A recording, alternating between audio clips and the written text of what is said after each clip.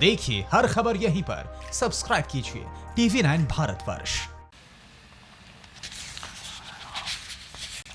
India's foreign exchange reserves have, however, increased by 9.2 billion during 2021, that is from 1st April onwards, and so far, that is up to 15th of May, our foreign exchange forex reserves, they stand at 487 billion US dollars, which is equivalent to 1 year's imports. I now go to the outlook with regard to inflation and growth. Against this backdrop, the MPC assessed that inflation outlook is highly uncertain. The supply shock to food prices in April may show persistence over the next few months, depending upon the state of lockdown and the time taken to restore the supply chains after relaxation of the lockdown. Among the pressure points, the elevated level of pulses inflation is worrisome and warrants timely and swift supply-side interventions, including a reappraisal of the import duties. Immediate step-up of open market sales, PDS offtake by FCI to offload some part of excess stocks can also cool down cereal prices and also create room for Rabi procurement. Given the current global demand-supply balance, international crude oil prices, metals, and industrial raw materials are likely to remain soft. This would ease input costs for domestic firms. Deficient demand may hold down pressure on core inflation, although persisting supply dislocations impart uncertainty to their near-term outlook. Much will depend on the shape of the recovery after COVID-19. Accordingly, the MPC is of the view that headline inflation may remain firm in the first half of 2020, but should ease in the second half, aided also by favorable base effects. By Q3 and Q4 of the current financial year, it is expected that the headline inflation will fall below the target of 4%. Thus, the MPC's forward guidance on inflation is directional rather than in terms of levels.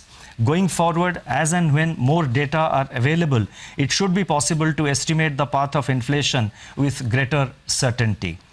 It is in the growth outlook that MPC judged the risks to be the gravest. The combined impact of demand compression and supply disruption will depress economic activity in the first half of the year.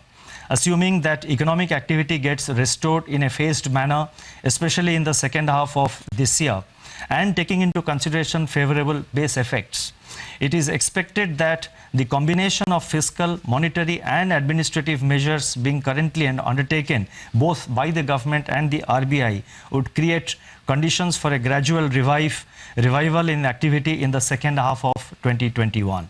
Nonetheless, downside risks to this assessment are significant and contingent upon the containment of the pandemic and quick phasing out of social distancing and lockdowns.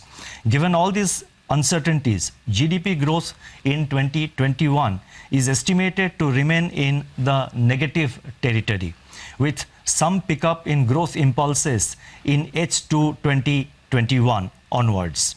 The end May 2020 release of NSO on national income should provide greater clarity, enabling more specific projections of GDP growth in terms of both magnitude and direction.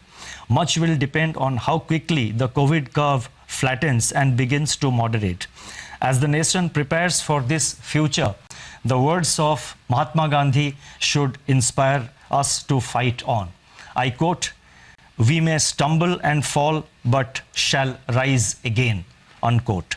The MPC is of the view that the macroeconomic impact of the pandemic is turning out to be more severe than initially anticipated.